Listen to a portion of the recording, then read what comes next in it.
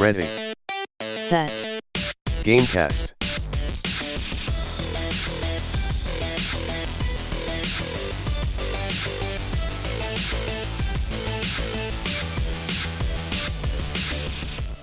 Welcome to Ready Set Gamecast, a bi-weekly podcast about video games and Black Friday deals. I'm Bryce, and I'm joined at the Podcast Shopping Network by Dexterity. What kind... Darian. What? You're supposed to say something when I say your name, so that people know what you sound like. I was actually just really confused because you said Dexterity and you've exclusively called me Darian from the beginning of this podcast. So it threw me for a loop. Darian, what kind of sweet goodies can moms and pops of the kids of the world get for the kids to enjoy this Black Friday season? What do you recommend? What's the hot things? Hot things. I've been telling everybody who doesn't have a Switch to get a Switch on Black Friday. There's some good deals. Yeah. This actually comes out Black Friday, so pop it in your VHS player.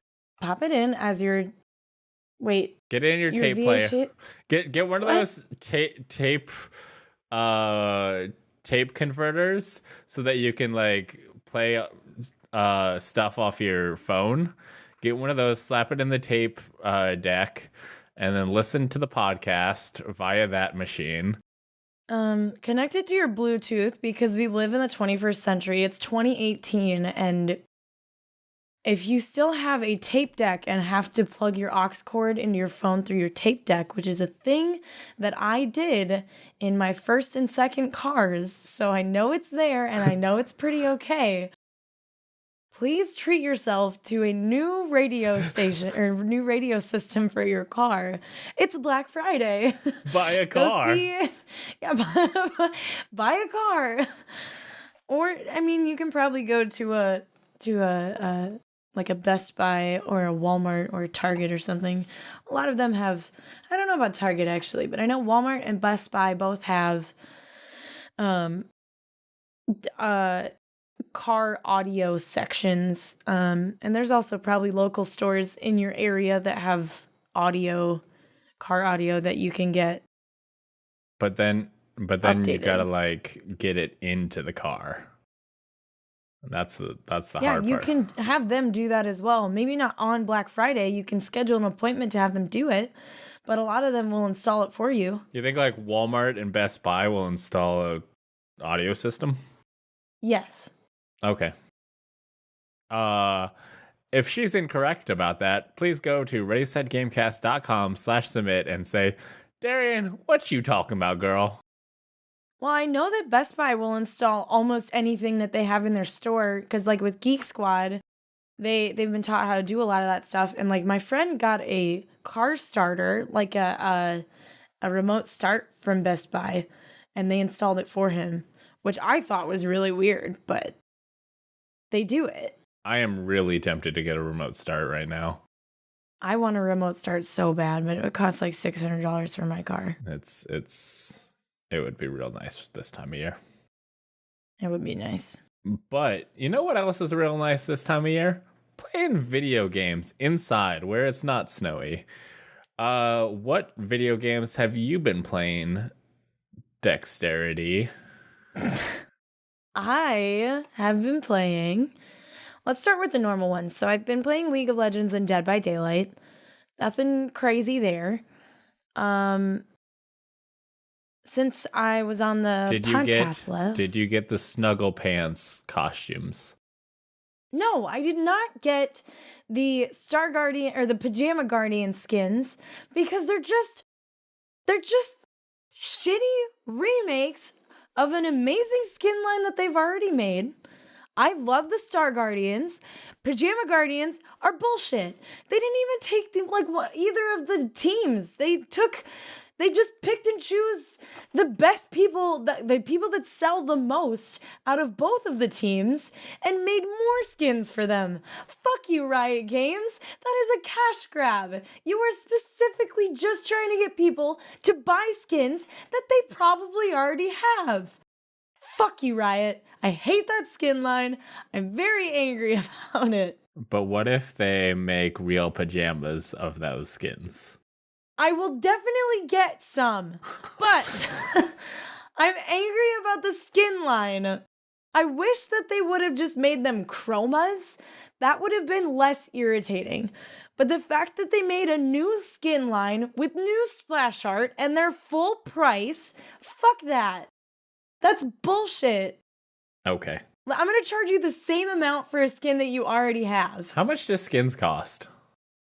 So most skins are released at 1,350 Riot points, which is about $10. It's probably like $8 actually, with the bonuses they give you when you buy Riot points. And the more Riot points you buy at once, the more bonus Riot points you get. So like if I buy $35 in Riot points, I get almost double that. But it's still not, anyway. Go on. The KDA skins are badass. I'm really upset that Teddy couldn't name all of the champions that are in the KDA line last episode when you guys talked about it. I was ripping my hair out while you guys were talking about that. Well, maybe you should be on the podcast more often. I had no voice, and now I have a man voice. So you know what? I'm doing my best. Oh, man. No, so the KDA skins came out, and that's exciting. And I played a little bit of League because of that. Dead by Daylight did their Halloween event, which was really cool. A lot of people just went and farmed points a lot for that. That was fun. I reinstalled and played Overwatch. So that was fun. I haven't played that in a hot minute. I played through Deltarune with Chapter 1, which is not technically an Undertale sequel. It's an Undertale sequel, but not. They didn't want to be like, oh, the choices you made don't matter, but they want the choices you made don't matter because there's a canonical. I believe the guy was like, this is in a different universe than the one you played, but it's clearly it's an alternate reality Undertale. So it's not a sequel, but it's in the same universe, I guess. To my understanding, not universe, but things that happened in Undertale are referenced in Deltarune. There's a lot of references to them, but it's very clear that it's like not the same existing timeline that was in Undertale, because the universe that you're in is not the same. There's very many differences. Like, you're playing Chris. Yeah, Chris. Which is basically it's definitely just Frisk. It's not the same. There's some very significant differences. I haven't played Undertale. Oh, there's a few characters that like, oh, these guys were best friends in Undertale, but in Deltarune they hate each other. Well, it seems like they, from what I heard on other discussions, was that basically Deltarune picks like a choice, like choices, and makes them kind of canonical, but in this, by saying it's an alternate universe, they're kind of not taking, they're not saying no, your Undertale experience is not real, but this seems to take place after what would, the events of Undertale.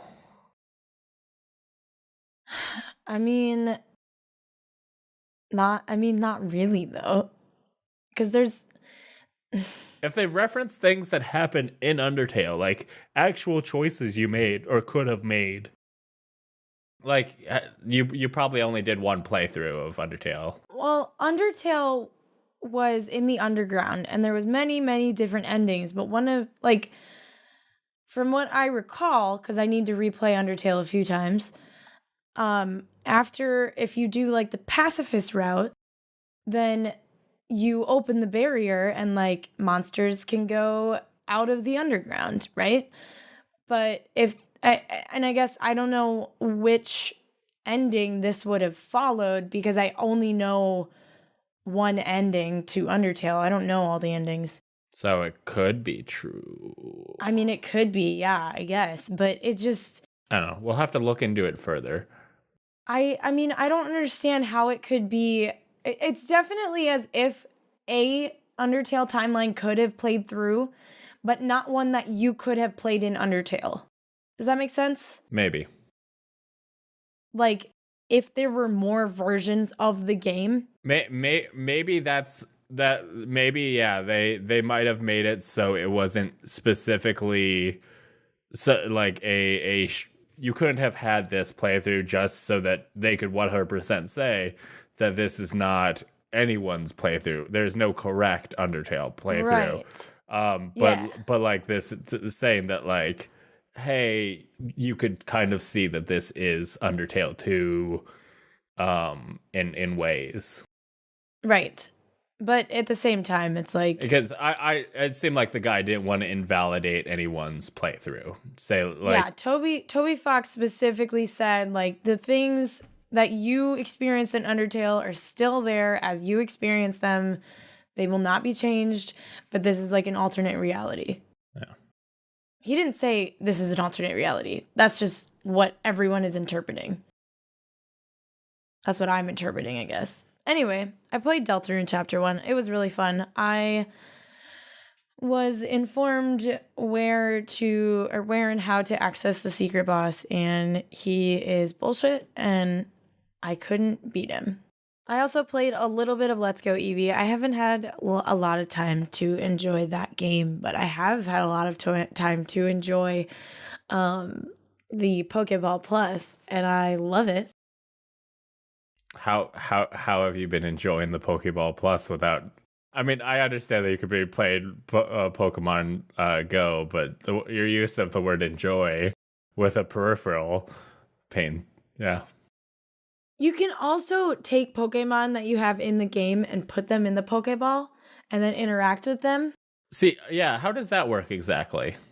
So, like, you take them on a stroll and they're transferred into the Pokeball, and you can push down on the joystick and then it'll go into play mode. And the LED ring will be the color of the type of Pokemon that's in there. So I had Pikachu in there and it was yellow.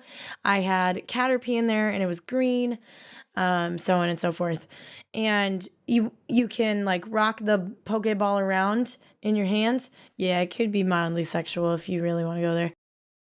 Can you buy 2 of them and take 2 Pokemon for a stroll? Yes. You can any Pokeball that you connect to the game, you can load a Pokemon into. As I'm probably only up to 6 though. As far as I can tell, well, maybe not. I don't know. I've only had like 5 in my inventory at a time when I loaded them, but you can definitely have multiple Pokemon out for a stroll at a time, and you can still use them in game, even if they're out for a stroll. What does them being out for a stroll get you? So the longer that they're out in a stroll and the more you interact with them and do stuff with you or with them, they'll get more XP, and they get XP for helping in Pokemon Go, which I don't really know what they do to help in Pokemon Go, but there's a stat for it. They get some XP for doing it. They're not like in your game, but I used it as a Pokemon Go Plus accessory, and so he got points. He got XP for doing that. Maybe he's the one who's been throwing the Pokeballs. Yeah, maybe. I don't know. That seems a little meta, but it seems a little odd. Yeah, Mew threw a Pokeball at another Pokemon to catch him. Go Mew. That seems a little fucked up, but okay. I mean, isn't everything about Pokemon a little fucked up?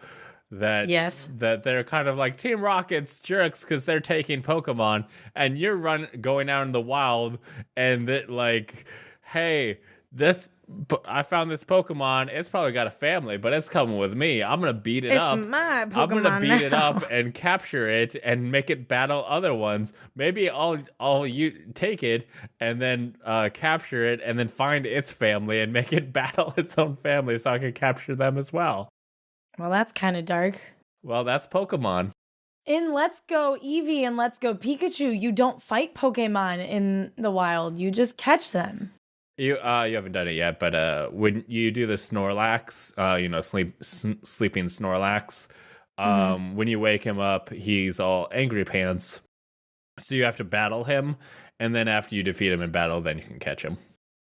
Oh, interesting. There's apparently like the guy when he was explaining it to me, he said like, "Oh, this happens once in a while." So I guess that is a situation that happens occasionally. Sure. Anyway, Pokeball Plus is my favorite. I sincerely hope that they come up with more versions. Like, I want a Master Ball Pokeball Plus. I think that would be awesome.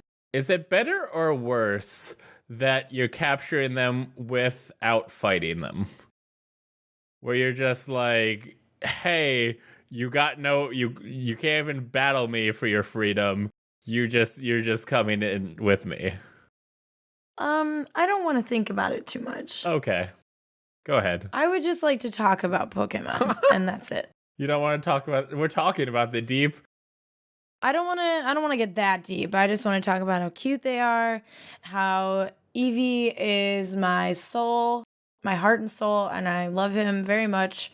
My Eevee is a boy Eevee, and I love him, and I can't wait to make him a big buff Flareon. You can't do it. What? They don't evolve. Your starters don't evolve.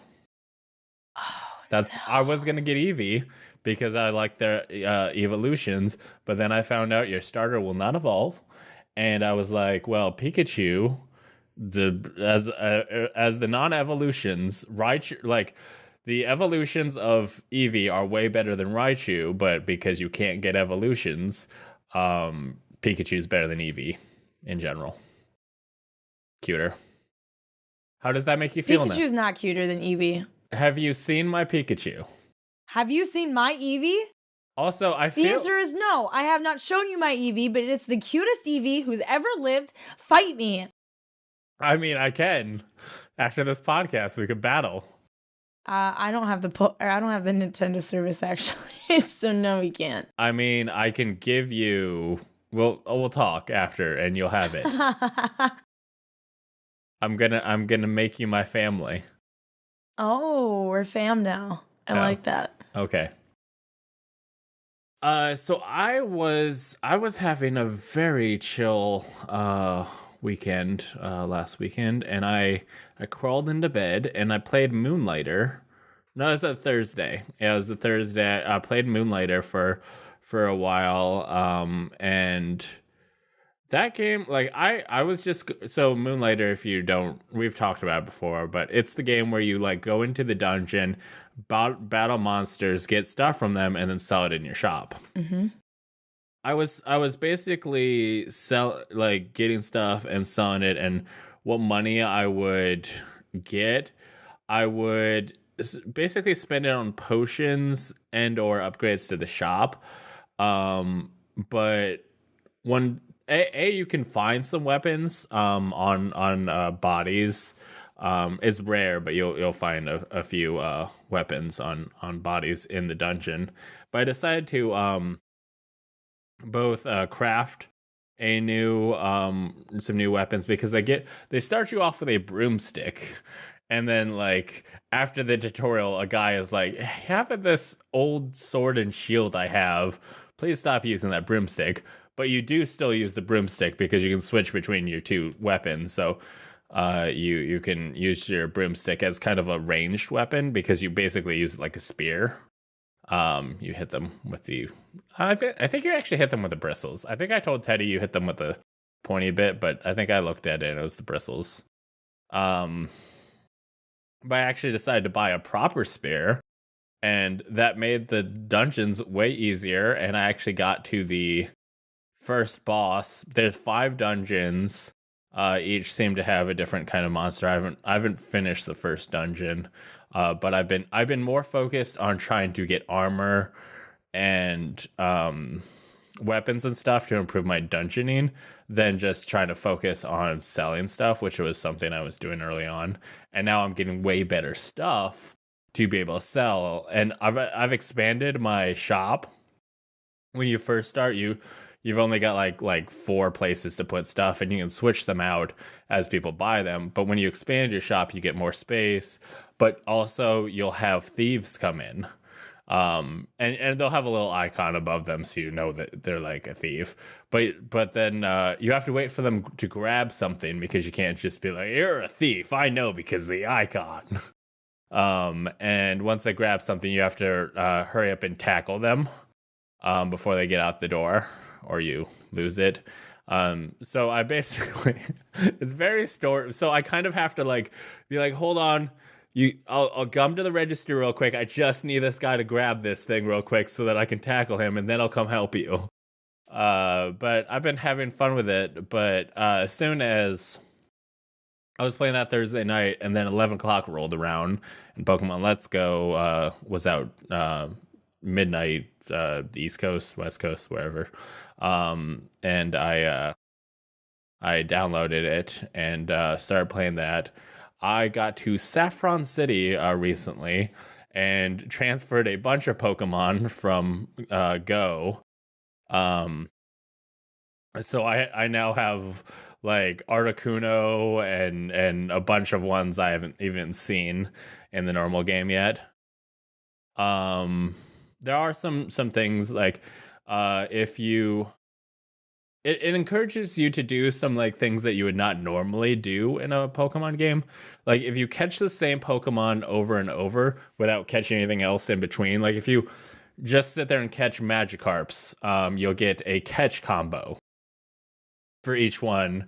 The higher your catch combo, the more experience you'll get. I was catching like 60 Magikarps, and I was getting like 800 experience per nice. catch, because like, I was getting things like the catch combo, and then also like the experience boost from catching on the first throw and great throws and all this stuff. So with all the stuff combined, I was getting like 800 and stuff. But the real reason why I was doing it was the higher your catch combo, the more likely you are to get a shiny of that Pokemon. So I was trying to get a shiny Magikarp, which 60 apparently not enough. I heard a guy who was trying to get a shiny Ponyta, and apparently he spent like 18 hours just catching Ponyta trying to get one, and he saw one but didn't manage to get it. So that's heartbreaking. Yeah, I spent, and also like saving your game, like stopping. I went back into town because 2 of my Pokemon were knocked out, so they were not gaining experience from all this catching I was doing. Mm-hmm. And I needed to go get more balls, so I didn't catch anything else in between going back to town and going back to my catching area. But because I left, I guess I lost my catch combo, and also things like saving the game and coming back. You lose your catch combo, so you really just have to sit there and grind it out all at once. Mm-hmm. I'm trying to think if there's anything else about Let's Go. So Meltan. If you transfer Pokemon from Pokemon from Pokemon Go to Pokemon Let's Go, in Pokemon Go you get 100 experience regardless of how many you can transfer. You can transfer like 50 at a time. I just did a bunch. And you get candy for all the Pokemon you transferred. It's basically if you transfer them to Professor Oak. And then you also get a mystery box. But the mystery box is basically like a lure that specifically spawns Meltans. In Let's Go or in Go? In Pokemon Go. Okay. So yeah. But Oh. you can transfer Meltan to Let's Go after you've caught them in Go. And Right, and Meltan have stopped transforming now, right? Like they're just Meltan now? yeah, and there's a Meltan quest to get Uh-huh. it. So I don't know if there's a way to get him just normal without a mystery box or doing the quest. Okay. So I don't think they're just out there in the world normal. But weirdly enough, when you transfer Melton and catch him in Pokemon Let's Go, he reads as Pokedex number 152. Oh, weird. Yeah. I don't know. Like maybe like I think it's just because it's the Kanto. yeah, they don't know about the other ones, so I guess they're just like, yeah, it's this one. I don't know. It's a little odd, but Well, yeah, once they started doing evolutions for existing ones, they now have like holes. There's like a national Pokedex and then like a Pokedex for each region. And I mean, what would make sense then is that he's 152 in the Kanto Pokedex, but then I'm wondering what he is in the national Pokedex. he's like 600 and something. He doesn't have a number assigned. In Pokemon Go, when you catch him, he's 808. Oh, okay. So speaking of Pokemon Let's Go, things I really like about it, the fact that you always have your PC with you and can transfer Pokemon in and out of your party, it makes, because like in normal games, you basically have your 6 and you never mess with them because you would have to go to a center to have to do that. But I'm constantly going like, oh, actually, I think I'm going to swap these guys out because this would actually be better for this. Like, I'm going by the water now. I'm probably going to find some water trainers. Let me put in Flying Guy. Because my team is Pikachu, Charizard, Blastoise, Venusaur. They just give you the OG starters. Like there is an NPC who is like, hey, do you want this? And this is a Charmander. And like, hey, here's a Squirtle. You want it? And like they just make sure you have caught enough Pokemon and then they'll give it to you. Mm-hmm. So yeah, I've been running with those, and then the last 2 I'll swap out. And because I've have access to them all the time, yeah, it's really easy to swap them out and be like, oh yeah, I need a second guy right now. Let me do that.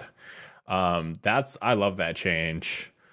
I love seeing Blue. Like I don't your normal rival is more like your best friend than like he's not rivalry in any way. I'm so excited every time I see Blue because having seen him early on and having him tell me that he'll smell me later is like, yes, that's the content I'm here for. Give me that. Yeah, your rival's kind of weak. Yeah. I'm just like, you're not fun to interact with. Yeah. There's no rivalry. I am very excited to see how Green is going to pop up, and I'm guessing Red is going to be the Pokemon Master. He's probably going to be top dog that you're going to have to take down. Mm-hmm. Also, like, I kind of thought it was going to kind of be a follow-up to, the Red and Blue, but it is almost in that, alternate universe thing because Blue was like, oh, Gramps finally made that Pokedex. I had to point on the map and tell him where I got the Pokemon, whereas in Red and Blue, like, he gave you the Pokedex too. So it seems like it's kind of the same thing, except for those kids didn't have a Pokedex. Mm-hmm. But Blue seems like he's like really good and mature, but kind of cocky about it, and I really like him. Mm-hmm. I'm like you. I've encountered him twice so far. In one of the like early cities like Pewter or whatever, I don't remember. And then also on the SS Annie. I'm sure I'll see him quite a few more times, and I'm excited every time I do. I love dressing up my Pikachu.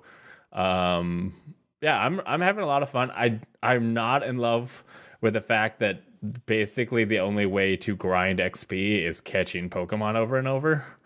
But I'm getting more used to it. Also, how have you been playing?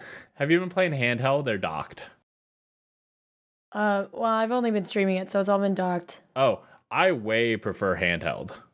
Handheld, I mean, well, so for docked, you have to do motion controls and stuff. For handheld, you just like point the you move the screen basically, and it moves in the world. And when you tap A, it throws a Pokeball at the center of the screen. So basically, you just want to move it so the Pokemon is at the center of the screen, and then you tap A. And I feel way more confident and having more fun doing that. So. well, I haven't had any problems. I feel like it's oversimplified with the Pokeball Plus, especially compared to like regular Joy-Cons. Because I don't have to move at all. I just have to time it. And like, I haven't really figured out, because there are ways that I can mess it up and like toss it oddly, but I don't know how. I just basically have to drop it and it goes right in the middle every time. Oh, because I tried playing it docked for a little bit, and I don't know what was going on. Maybe I need to like resync my stuff or something. But I felt like there was like a lag. Like it wasn't, I wasn't throwing it right when I did the motion. So what I would end up doing is overdoing the motion to try and get it to trigger more, and then I would overthrow the ball. And I was like, well, this isn't ideal.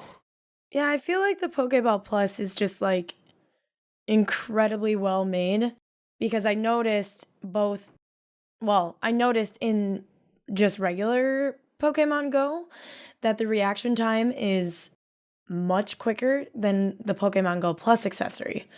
Like, when I do click to catch the Pokemon, it's like I click it and it's instantly in the catching phase. Whereas in the Pokemon Go Plus, it would probably blink one or two more times, like notifying me, and then it would go into the catch phase. So I feel like they definitely upped the hardware and just like made this just a really solid quality piece of equipment, which is probably why it's $50, whereas like a regular Joy-Con is like what, $30? No, it's the regular Joy-Cons are like 60. They're fucking expensive. Are they? Yeah, for like a 2-pair, I want to say like 70 or 80. I will look on Amazon. I'm sure Darian is doing the same. I'll let Darian do it so that we're not both making typing noises.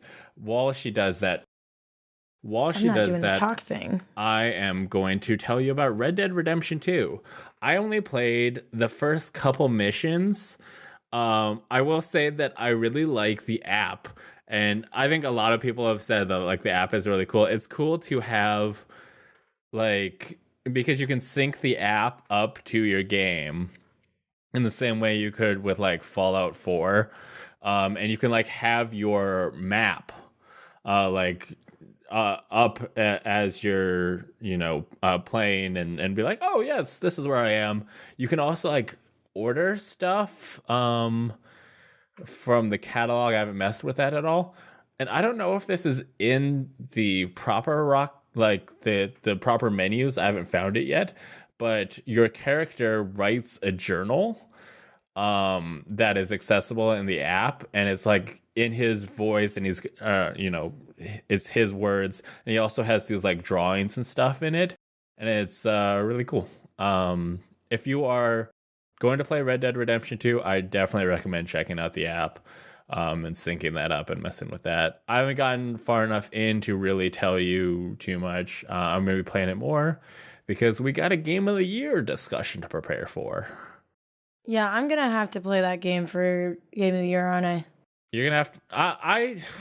So I'm going to need an extensive list of the games that I need to play so that I can start renting them on Redbox and playing some of them. God of War is 100% on that list and is on Black Friday for like $20. Well, I don't want to purchase any of them because I'm not going to keep any of them. No, I mean, I told you or asked you while you were in stream, but you didn't respond to me because I was like, if I buy you God of War, will you play it? And you were just like, nothing. Because I didn't see the message, and then you asked later if I'd answered the GOW question. Yeah. And then as I was like trying to figure out what you meant by the GOW question, and then you didn't say anything back. Yeah. And then like at some point I was like, "Oh, are you talking about God of War?" And then like I think you were already gone or something. Like I don't know what happened. I thought I said yes. I don't know. I think you weren't very good at reading the I feel chat. like there was a miscommunication there, and I think it was because of what I was playing. Yeah, at a certain point, I was like, I don't think this is a great way to communicate with Darian right now.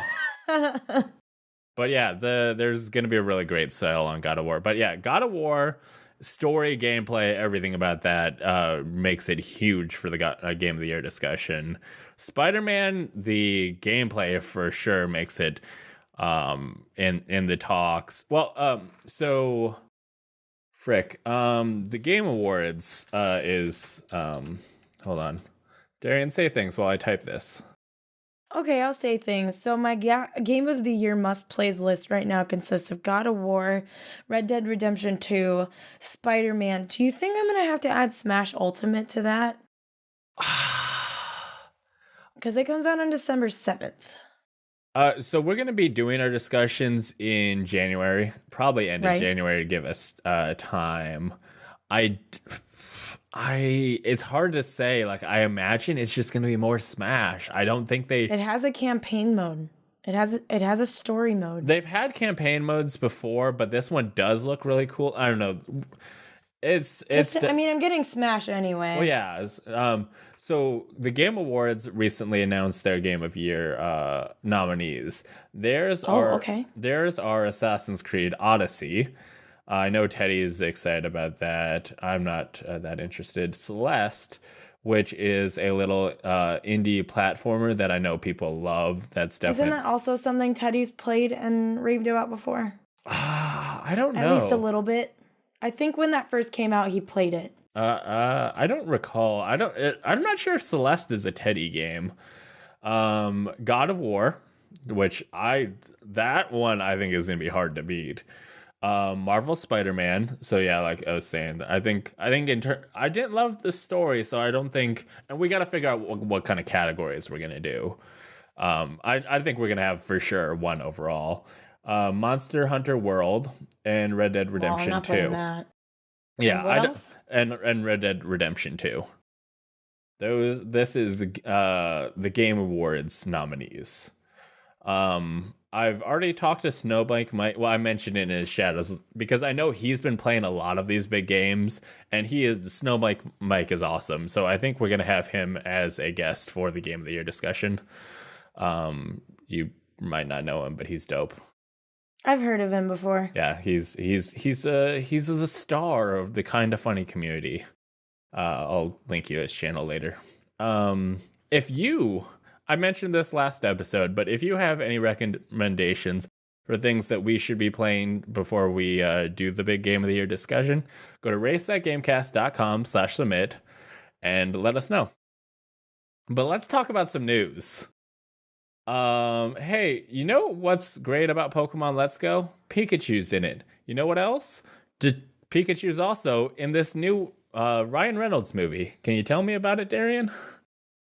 Sure. They released an official trailer for Detective Pikachu, which is a first look at how they're going to be animating this new movie, and it actually looks really good.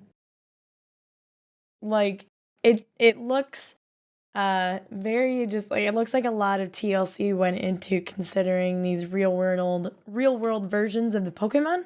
I mean, it's not, like they didn't CGI them in a way that you're translating the like an animated, like it's not the anime version or anything. It's if you've ever Googled real world Pokemon, where they've kind of, where Geodude is actually a pile of rocks that look like rocks, with like a face pasted on it, that is how these Pokemon look. And Most of them have hair. yeah, They have hair. Pikachu is super hairy.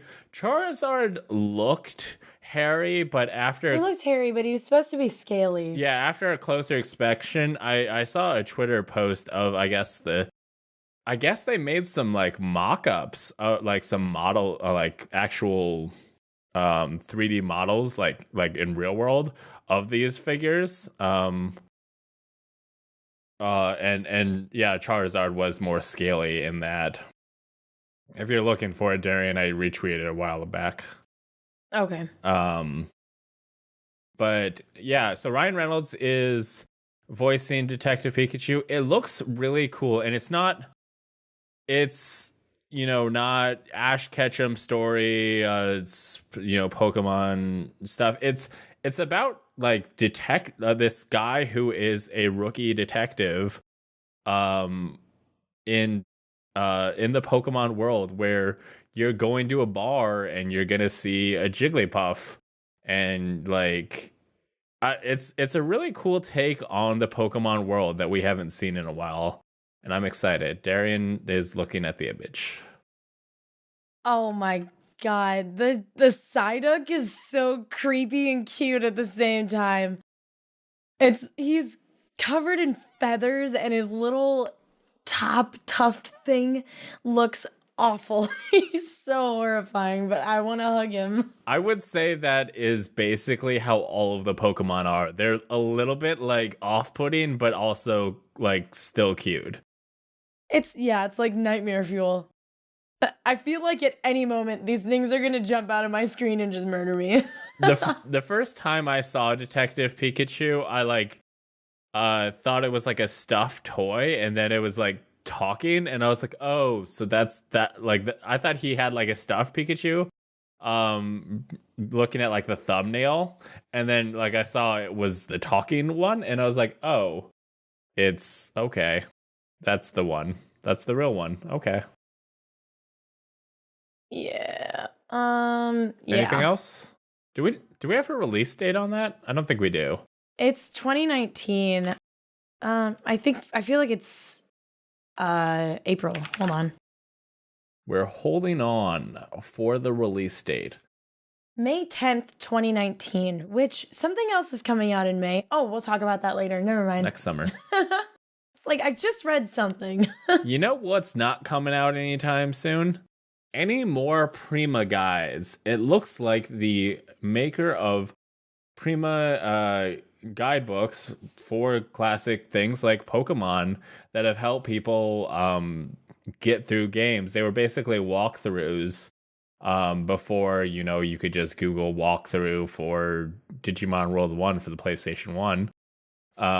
They would put out these guidebooks with beautiful art and screenshots and all the kind of things to help players get through games. But they have said that like basically, the internet has made it so they can't put out these books anymore, because why would somebody pay?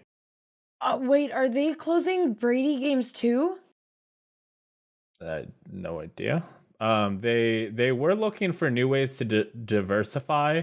They were doing like art books and stuff, and I think they were also had some like apps to help with the walkthroughs, to try and go digital with it. But yeah, it's when you've got all of that content just freely out there on the internet, it's hard to compete. It really sucks, but I'm gonna miss seeing those guidebooks, because those like I never bought them. Oh no! It was cool to see those guidebooks out there, just for like the cool art on the cover and stuff. Go ahead. I wasn't upset about this before, but they make all the Kingdom Hearts walkthroughs because they combined in 2015. I think they had to have still published some of them under the Brady Games title, but oh my god, does that mean that's gotta mean they're not releasing a Kingdom Hearts 3 guidebook? I would imagine. I'm never gonna 100% Kingdom Hearts 3. And we have learned how to trigger Darian's emotions. Oh, man. Those are my favorite because they do such a cool job designing them. Darian. I keep saying everybody's wrong name. Darian, your voice sounds very good right now. Oh, thank you. Now that I'm upset. Yep, you gotta just be upset the entire podcast, and then the real Darian comes out. You have to upset her to summon the real Darian deep inside. She's in there somewhere. Let's find out if this will trigger the real Darian. Final Fantasy 15 DLC has been canceled. The director of the Final Fantasy series, Hajime Tabata, is leaving, and Square Enix posted a $33 million loss. It's Hajime. Yep, I nailed it. And you're so bad at pronouncing Japanese names. In his resignation, Tabata said, "I honestly believe the reason we were able to get this far is because of all of you loyal fans. I thank you from the bottom of my heart." Except he said it in Japanese. Maybe. They have been pushing Final Fantasy 15 really hard, and it's like crazy that for what he'll do next, he's starting his own company. I have a project that I truly wish to solidify as my next challenge after Final Fantasy 15. For that reason, I've decided to leave my current position and start my own business to achieve that goal. I believe so. The canceled Final Fantasy DLC episodes include Arena, Lunafe, and Noctis. The fourth one, Arden, remains in development and is scheduled to launch in March 2019. So one of the DLCs are living, but the other ones are going down. But yeah, they have put out Final Fantasy 15 like everywhere in different ways. Like they've got a chibi version, they've got the classic one. They've been like, putting those characters all over the place. And I guess they just haven't been taking off. That like the game hasn't been performing the way they wanted, and they don't think these DLCs will work out, so they're canceling all but one of them. I guess there will also be, so they were having the Final Fantasy 15 multiplayer Comrades is going to be released as a standalone game now, so you won't need Final Fantasy 15 to play it. And also there will also be a short form anime called Final Fantasy 15 episode prologue coming out. So there's still like Final Fantasy 15 stuff happening, but I mean, with Tabata gone, it seems like they're kind of going to finish up the projects they're working on related to Final Fantasy 15 and push on further. But I mean, that sucks whenever anything like that happens. I think the like Square Enix loss is kind of just tied to all the work they put into on the DLC, and maybe like they were expecting Final Fantasy 15 to do better than it did. I'm sure they're probably doing fine in general. Yeah, I never played Final Fantasy 15. Kingdom Hearts 3 isn't canceled at all that we know of. Yeah, Final Fantasy 7 isn't canceled either. The remake. Because it was never coming. It was all a lie. They would be making an horrible, irreversible mistake if they canceled Final Fantasy 7 at this point. Especially with the fact that they've already teased it and released footage. You know who has canceled some games? Telltale Games. And their story is getting more liquidy.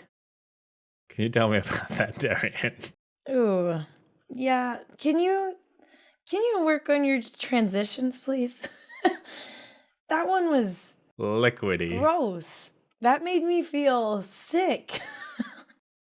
Telltale Games is closing. They're liquidating their assets and they're removing games from Steam.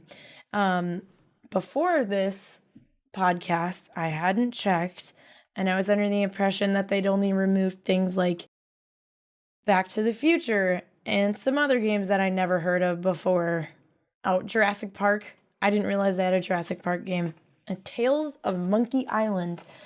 But they've actually started to remove more of them. Tales of Monkey Island is a classic. The Jurassic Park and the Back to the Future game didn't do great. I want to say those came out before they really hit it with Walking Dead, with that kind of gameplay system, because that was more of the classic like point and click adventure style, whereas The Walking Dead is more of a like select a choice. It's less of just like combine these random objects and see if the story continues. They weren't loved. Yeah, but they've actually started removing more of them. I just looked in The Walking Dead season 2 is it now unavailable, which sucks. And they made the final season unavailable as well because they aren't sure. They were gonna talk to somebody else about finishing it or something. Skyway Games is, I want to say Skyway Games. I can't remember. The guy who writes the Walking Dead comic has a publishing company, and they are taking over finishing the final season. That's how that's going. So the Robert Kirkman's company is helping finish that. He said he is going to be working with the Telltale developers. Like Telltale is gone, but he's apparently going to reach out to the people who made it, the developers, and see if he can get their help finishing it up.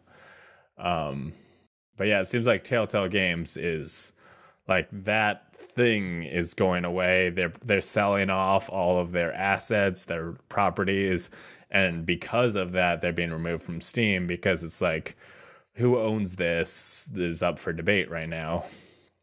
So if you were thinking of buying any Telltale Games, classic, like going all the way back, get them now. They are being removed. We'll see what's still there when this podcast comes out.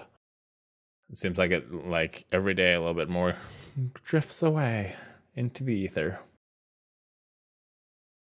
But something has come back from the ether, and is Command and Conquer, the greatest video game series ever.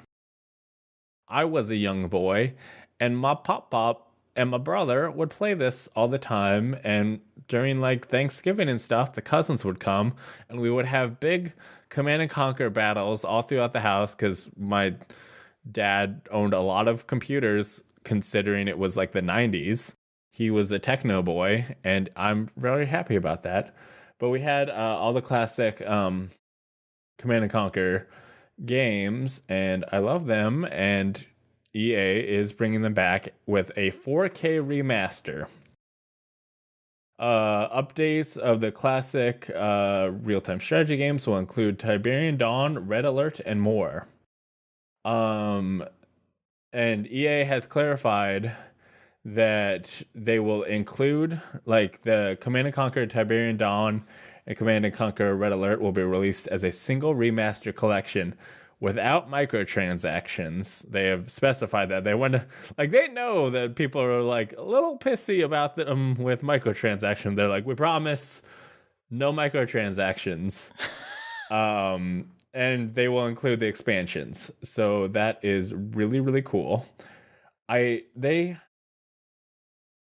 Last E3, I want to say they came out with an app called Command & Conquer Rivals, and that was the first new game using the Command & Conquer name in a while. And it kind of like, it used the classic factions and sort of some of the units, but it was not Command and Conquer in any way. But maybe from that they saw that like people want more Command and Conquer, and maybe if this does well, we'll actually see a new proper Command and Conquer game. I will say the old Command and Conquer games had these like actors I'm trying to think of the term, like live action cutscenes.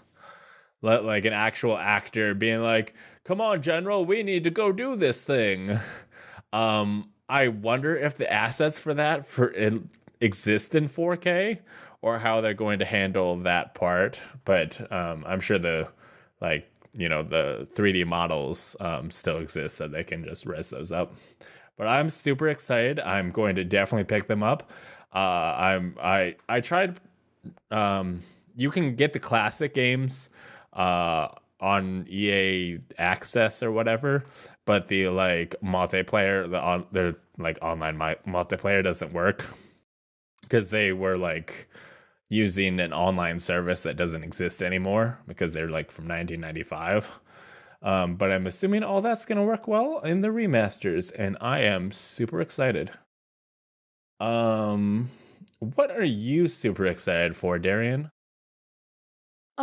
I am excited about the fact that Marvel is teaming up with Riot Games for graphic novels based on League of Legends. According to this article on Marvel.com, The hottest source for Riot news. no, for Marvel, this is a combined effort of Riot and Marvel. Okay. Okay. They're gonna make comics of League of Legends characters. They're starting with an origin story. Like the Garfield comics? They're starting with a origin story. League of Legends. Which League of Legends character likes lasagna the most? Probably Kog'Maw. Okay. You don't know who that is. Which one is most likely to hate Mondays? I wonder if anybody says I hate Mondays. Specifically, Garfield had the right idea. Mondays are bad. Darian is currently Googling if any League of Legends character has ever said the words, "I hate Mondays." And I'm not sure which would be funnier, if she does or does not find this. I think seeing a Okay, go ahead. Just in a quick overview, I don't think any of them say anything about any days of the week. Ah, dang. They don't even go, "I love Friday." No, none of that. Yeah, TGAF. No. Gotta get down on Friday. Friday, gotta get down. Oh, no. Anyway, it's an origin story about Ashe, who was one of the original characters from early on in the game. And it's going to be about her origin story, and that'll be exciting. It says that the League of Legends Ashe Warmother will be available in May 2019, and the first part of the series will hit digital platforms on Wednesday, December 19th, which is exciting. That'll be fast. That's in a month. And you'll be able to see the first part of it. And I will definitely be getting these comics. Graphic novels. Do you know the difference? No. Okay. Are comics always colored? What? No. What? What's the difference? Comics are shorter, like smaller, like issues, whereas a graphic novel is a like, well, is like a like novel size is a. So like comics would be chapters of a graphic novel, essentially. Sure, but like a graphic novel could be a complete story. Like sometimes you put out a full story as a graphic novel, but the real difference is think of yeah, kind of in that sense of it's almost more like the format. Like a comic book is more like a magazine's style, smaller thing, whereas a novel is more like a book. Like it's Sure. thicker. There's more to it. So it's almost just about Thick this. with two C's? Sure. It's more about the size of the amount of pages and content you're getting. Sure. Okay. But typically any Western stuff is going to be colored, whereas what is it? Manga is the only things I've encountered that are going to be black and white.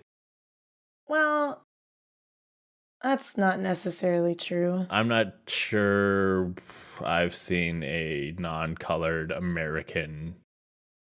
Well, the Maximum Ride graphic novels are the only ones that are coming to mind for some reason, and they're definitely black and white, except for like select chapters. I also have an Interview with a Vampire graphic novel that is black and white. I think it depends on Sin City, that's black and white, but there's hints of color from like red. So there's, I mean, I think if it's black and white as an American one, that's a stylistic choice. Whereas in general, I think manga tend to be just manga is almost always just black and white. Yeah.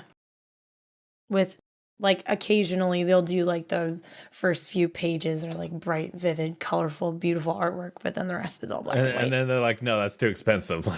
It is really expensive, yeah. I have some other League of Legends news. So they revealed today a new champion. Her name is going to be Nico. She is the Curious Chameleon, and she is basically a champion that will take shape of other champions, which I think is meant to just be sneaky and a good way to make really good plays. But the reason that I'm mentioning this is because she is the first confirmed LGBTQ, like openly LGBTQ champion. She is a lesbian, confirmed. She's into girls. That's really cute and adorable, and I love her. She has a line that is literally asking a champion on a date. I would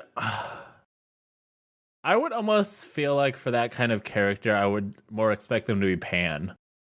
What? Like pansexual, or not pansexual. What's the thing? We're gender fluid. That's I would more for like a chameleon character, where they're kind of fluid.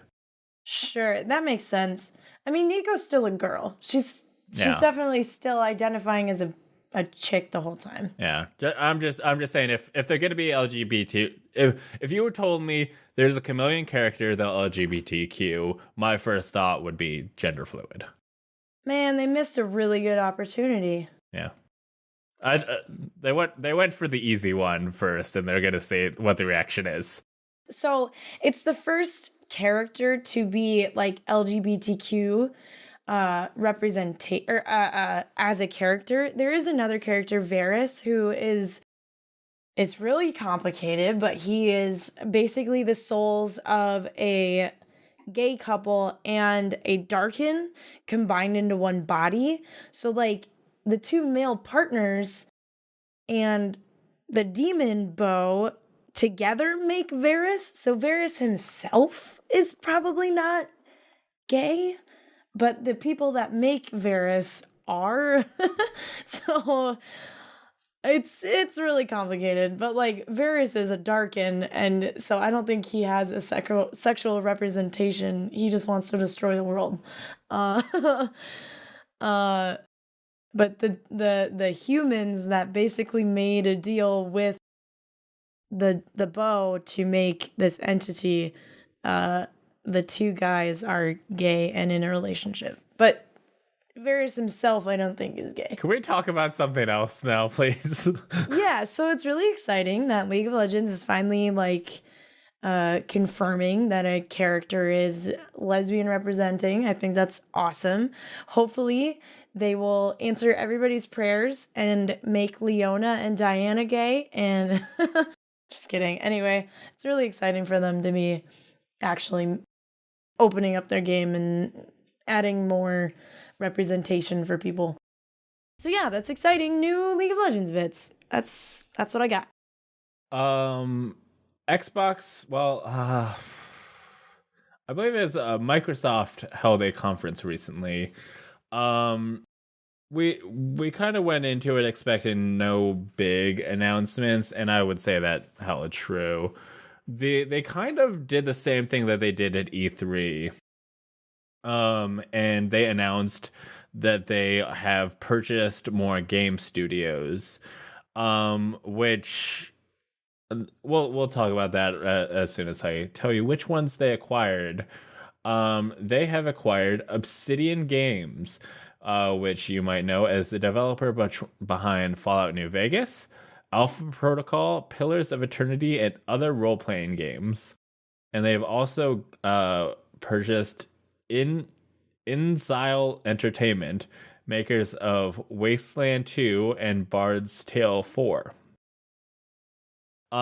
These are both kind of big RPG developers, which we have seen that Microsoft has talked about bringing Game Pass more to the PC, getting more PC games for that, and this would be in line with that they would probably be making bigger PC games, which they're probably going to try and get on Xbox as well.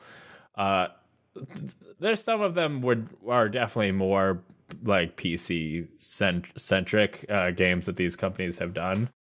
Pillars of Eternity, it might be on consoles. I just know that it's on PC for sure.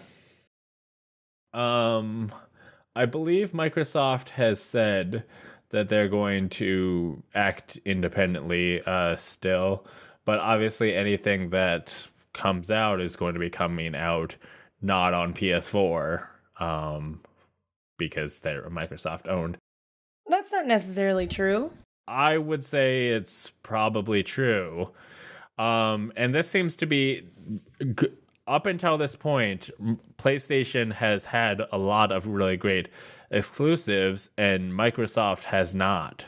They've had a few, like, they've had Halo and Gears of War, but they've kind of lost their luster there. They've not, the excitement for those franchises really died down. And I think they've been going on this buying spree of game developers trying to get these games so that they can go forward maybe on their next console with some big exclusive games. These companies will, along with the ones from they announced at E3, Ninja Theory, which made Hellblade and Devil May Cry, Playground Games, the creators of Forza Horizon, Undead Labs, the creators of State of Decay, and Compulsion Games, the makers of Contrast and We Happy Few, which some of these have had, a bit of Xbox ties to them already, so picking them up isn't the craziest thing ever. But it seems to bolster their exclusives for the Xbox, and we've seen that Microsoft does seem to be pushing the PC games as well. So we'll probably see the games from these companies being available both on Xbox and on PC through the Microsoft Store. I don't love it. It seems like I saw a post about this from the E3 announcements. It seems more like, instead of Microsoft trying to make their own exclusives, it's almost about taking games away from the other ones. So instead of going like, oh, you can play the new Obsidian game everywhere, they're like, no, only on Microsoft. It's because they're not like making new developers that are making their own stuff. They're basically buying these companies that made games for every console and saying, no, you're Microsoft now. I guess we'll see how everything shakes out in the future. But we'll probably be seeing games coming out of from them in the next couple of years and see how things go. We had one more announcement from the Microsoft, that we were going to tell you about. There's a new Sea of Thieves mode, which is a PvP mode. I mean, technically the entire game is PvP. If you see another player, you can, get into it with them. But this seems to be a PvP arena. Designed for pirates looking to skip the parlay and get right into the action. The new mode puts players into matches in a race to find treasure, in an environment that will force you to encounter and defeat other players. This will include the ability to queue on demand, a new tavern area for players interested in the combat arena, and a new trading company. So, yeah, I think, I haven't played Sea of Thieves. This interests me, but it almost seemed like you can encounter players and you can get into these battles with them, but when you do, you're almost like everybody just keeps respawning, and it didn't seem satisfying for the people I've watched play. Of like, oh, we won the battle, but they keep coming, and then they just bring their ship and stuff. This seems like it is more, controlled, more like you have a clear goal. You're having these big battles, but with more meaning to them. And I think that's really going to help them, but I don't know if Sea of Thieves is coming back right now. It seems like they really need to have this stuff from the get-go because it was a little content light. And adding content is always great, but with so much big games coming out, we'll see if people jump back into Sea of Thieves after this. I want to say this is a free update. Blah, blah, blah. Sea of Thieves will be getting its 4th free expansion pack. So yeah, they've been putting a bunch of free content out for it. But if you already own it, I can see you maybe playing again. I can't see people picking it up based on this information. Maybe with a price drop. We'll see if they drop the price and with all this content that might bring people back in. We have a little bit of interesting news from PlayStation. So we've already know that they are skipping. There's going to be no PlayStation Expo this year. And next year, they're not coming to E3. They're not going to be on the show floor. And they're not doing a press conference like they do every year. They're just not going. There's some speculation if they're just holding off because they're going to be making PlayStation 5 announcements. Maybe they're going to have a PlayStation Expo in 2019. And they'll be doing PlayStation 5, announcing a lot of big games, and they don't really have anything big to announce right now, so they're just holding off. But yeah, PlayStation's not going to be at E3, so that means Nintendo stepped away from E3 a while back, focusing more on Nintendo Directs. So the only, big console who's going to be there is Microsoft, who's going to have a conference. Nintendo will still probably have a booth, but the only one doing a conference is going to be Xbox. And we're going to get into the implications of that after Darian tells us about the people who make this podcast possible. Yes, we are. So, Last Geek has launched a Patreon to help make great content like this podcast. For the low, low price of $5 a month, you can get a shout out on every episode of Ready Set Gamecast, like Aaron C. and Dragon Lucas. That's how you say it, right? Yep, we decided it's Dragon Lucas. Just like they did. Also, shout out to Dragon Lucas. He donated $50 during the Last Geek Extra Life, and we managed to get to $910 during our Extra Life, making me the #1 Extra Life boy in South Dakota, even if Darian doubted my excellence. I did that. She did. She. I was like, I'm #1 in South Dakota, and Darian's like, well, we got $2,000, and I was like, that's a team. That's not the same thing. If you want to compare, if you want to compare teams, Kinda Funny's team has raised like $50,000. No, I think it's at $75,000. So not for South Dakota. So, but I'm #1 in South Dakota boy. accept it. Anyway, this brings us to topic of the show. So do the major video game companies no longer need big consumer shows like E3 and PlayStation Expo? Do you think PlayStation stepping away from these shows will be a temporary thing or a sign of the PlayStation way of marketing changing? Do you think they'll go more like the Nintendo speaking to the consumers directly, like the Nintendo Direct? Nintendo's still going to be at E3 though, right? Yeah, but they don't make announcements. They don't have a conference. They don't do a big conference like Xbox and PlayStation have before. They've like last year, I think it was either last year or the year before, they just had a booth and you could play Breath of the Wild on it. At it. I think that was before the Switch came out. So they just kind of have, hey, look at these games. They'll usually do their Nintendo Direct, I want to say, before E3, and then maybe they'll have the games they announced at their Nintendo Direct on the show floor, but they definitely don't do the big spectacle, the big, like, filling a auditorium full of people has been done in the past. It's just kind of a produced YouTube video that they put out, and it's like, Pokemon, Smash Brothers, here it is. See you later. So do you think video game companies really need E3 anymore?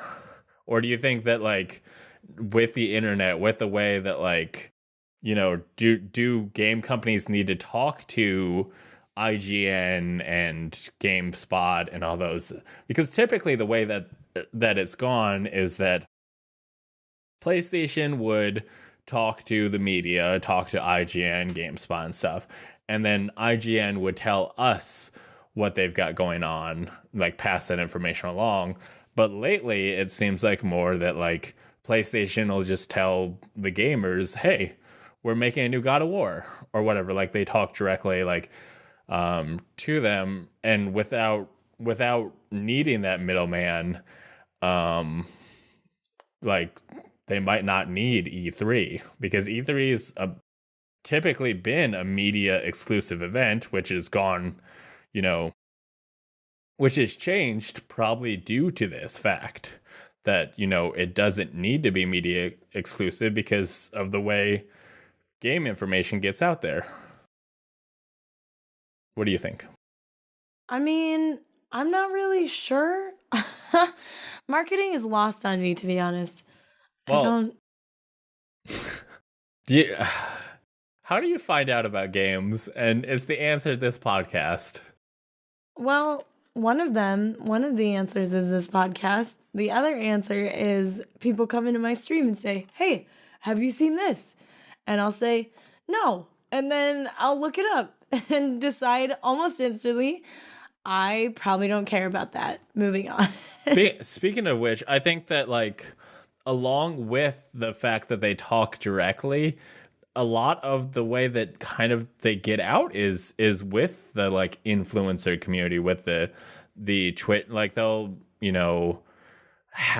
give a Twitch streamer, God of War. Well, I'm not sure God of War. Like Fallout. They'll give them a copy of Fallout to play early, and they'll do a stream with, like, specific criteria. But they'll just have an influencer, play it, instead of having this kind of, like, having the media come in and give impressions and stuff like that. The way that, like, game information gets out there has completely changed, and I think PlayStation stepping away from E3, and the E3 changing the way that they do things lately is a sign of that. And okay, do you think that PlayStation is going to come back to E3 in 2020 or have a PlayStation Expo in 2019? Do you think they're going to have PlayStation Expo? I will say, I think, is more consumer focused. is more about the PlayStation fans coming and doing the whole thing. There's probably some media aspect to that, but these conferences are very expensive for PlayStation stuff to put on. And it might just be them going, is it worth the money? When we could just put out a really good YouTube video for, way, way cheaper than renting out an expo hall and having this whole big thing. And it might get you, just as much hype, if not more. What exactly did it say for not going? As the industry evolves, Sony Interactive Entertainment continues to look for innovative opportunities to engage the community. PlayStation fans mean the world to us, and we want to innovate, think differently, and experiment with new ways to delight gamers. As a result, we have decided not to participate in E3 2019 this year. We are exploring new and familiar ways to engage our community in 2019 and can't wait to share our plans with you. Yeah, I mean, that almost sounds like it could potentially mean they're not coming back. Based on the wording. Yeah. It does say specifically, we're not participating in E3 in 2019, but they are exploring new and familiar ways, as well as not doing the PlayStation experience. Like, yeah, they might not be coming back. Yeah. I think the reason they said for Expo, I think they said that we just don't have enough ready. So maybe they were like, if we're going to have this thing, we need to really dazzle you.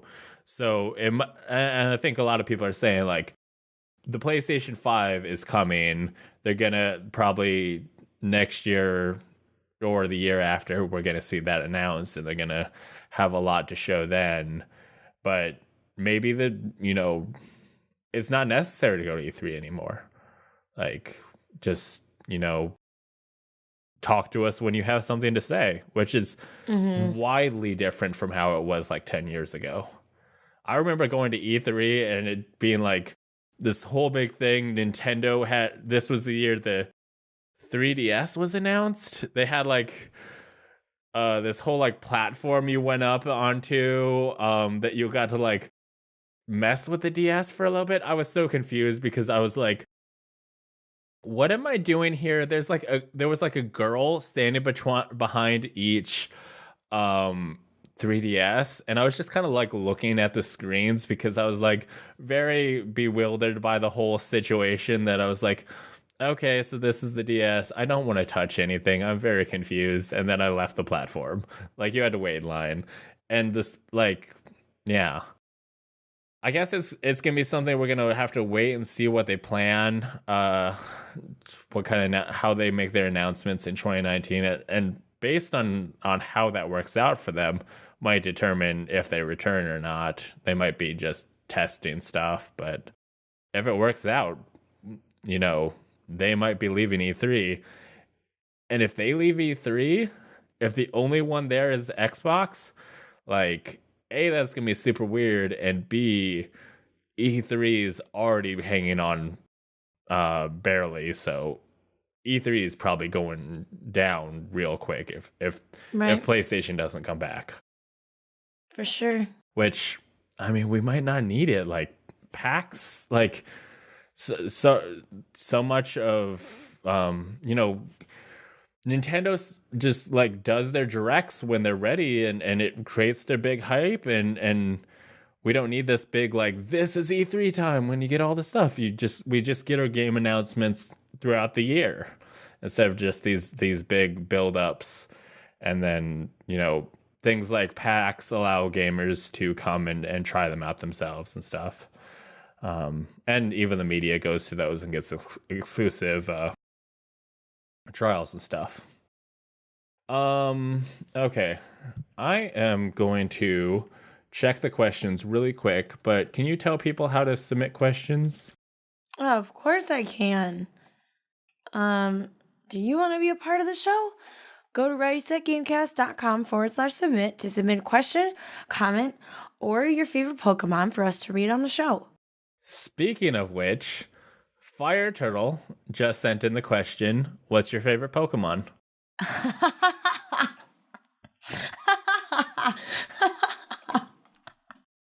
Well, she's gonna tell us what her favorite Pokemon is. Well, let's hear what yours is, and I'm sure she will okay, it's Togepi. She's holding up a It's Togepi. Togepi. Togepi's my favorite. I know everybody listens audioly. There's like 3 people. Everybody watches the podcast. It's Togepi. Togepi's my favorite. I have a life-size replica of Togepi, and I keep him on my desk at all times. What do you think Togepi is? Well, I imagine it. Oh, no, I was gonna say it's not only Gen 1 in the Detective Pikachu. A, do you think Togepi is in Detective Pikachu? 2, how do you think it looks? I hope that it's not. You don't want to have Togepi ruined for you. Let me look at real life Togepi and answer that question. My guess is we're probably going to see a Togepi egg. We probably won't see Togepi itself. I would be okay with that. There is a picture here that is not of Togepi, but it's of Togetic, and it looks horrifying, and I don't want that. Okay. Fire Turtle says Squirtle is her favorite Pokemon. My favorite Pokemon is Bulbasaur. It's the best starter, and it can beat up Squirtle. That's mean. Well, it's actually factual, so that makes it right. That's a mean reason to pick your favorite Pokemon. I mean, my favorite Pokemon is Bulbasaur because it was the first Pokemon I had.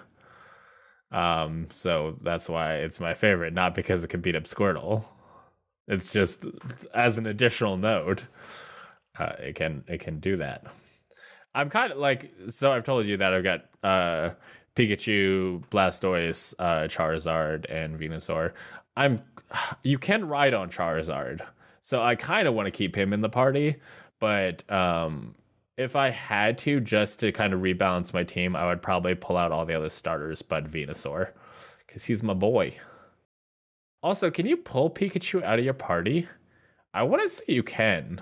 He would just like... I'm not sure. I haven't tried.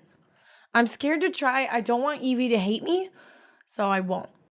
So I don't know if you know this yet, but like the more you like increase your friendship and stuff, you know, play with them and stuff, there will be time, and I think this applies to all of them maybe, but like that will help you in battles.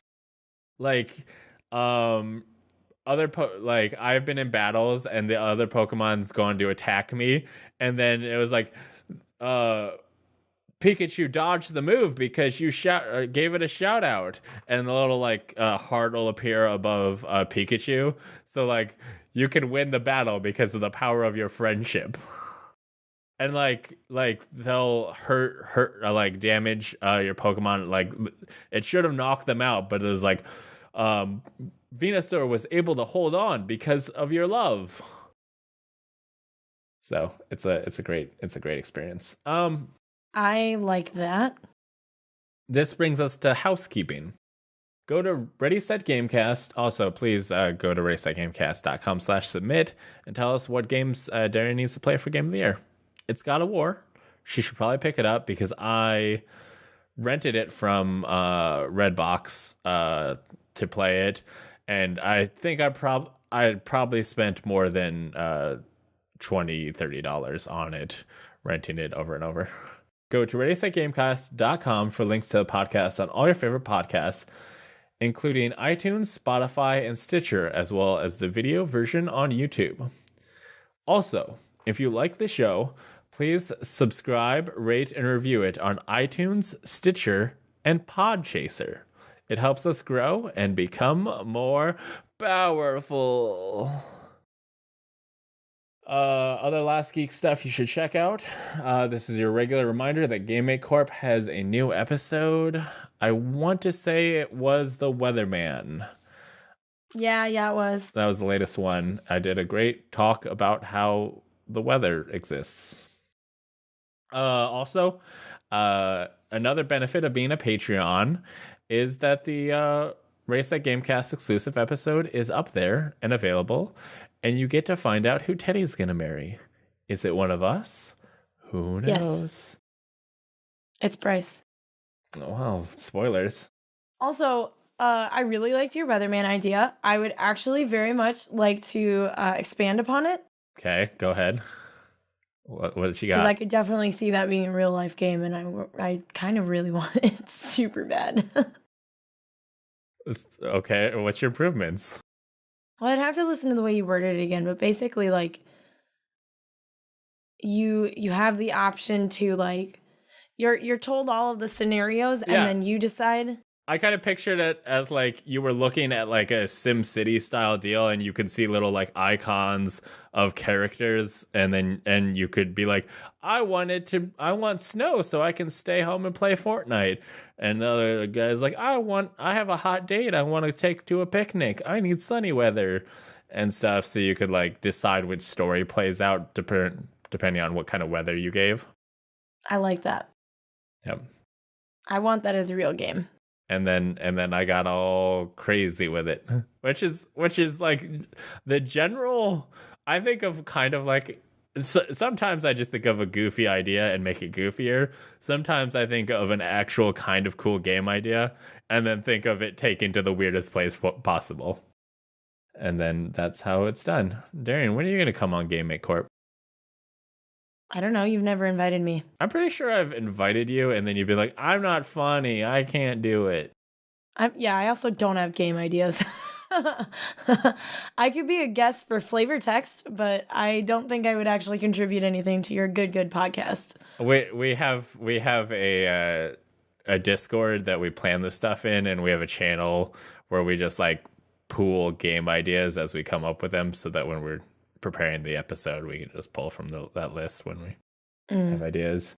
But if you want to see Darian's humor, where can people experience that when they're waiting for your guest appearance? My Where can people find you? username is Dexterity, DEXTERIDE. You might not be able to understand that with my voice as shitty as it is. I'm on Twitch, Twitter, and Instagram, and I've got dexterity.com. I haven't posted on Instagram in a hot minute, but I've been doing a countdown for when Ralph breaks the internet. By the time this podcast comes out, it'll already have been out for 2 days, and I will have already seen it 8 times, probably. Does it come out Wednesday? Wednesday the 21st. Yep, I'm counting down. I know exactly when it comes out. Right? Usually movies come out Fridays. They usually do, yeah. But Ralph Breaks the Internet. I think the first Wreck-It Ralph came out the day before Thanksgiving as well. Weird. So that people can go see it on Thanksgiving with their families. Weird. I mean, it's not that weird. Where can people find you, Bryce? Fun fact, I am renewing dexterity.com in a month. I got the email. Yay! Bryce owns dexterity.com. I'm paying $10 a year to own Darian. I'm a pretty cheap date. You can follow me on Twitter at Last Geek, on Instagram at Last Geek Plays, on Twitch at Last Geek Plays. I have a Facebook at Last Geek. The only thing I've really done on there is promote The Extra Life, so you should go there so that next year when I'm promoting The Extra Life, I'll probably create a Facebook event again, because that's a thing. And that's all the places. Probably. I don't know. Thank you for listening to this great content. Thank you to Darian for not bailing after she heard her voice in a recording. And thank you to the listeners for listening. And we will see you again in 2 weeks. Goodbye.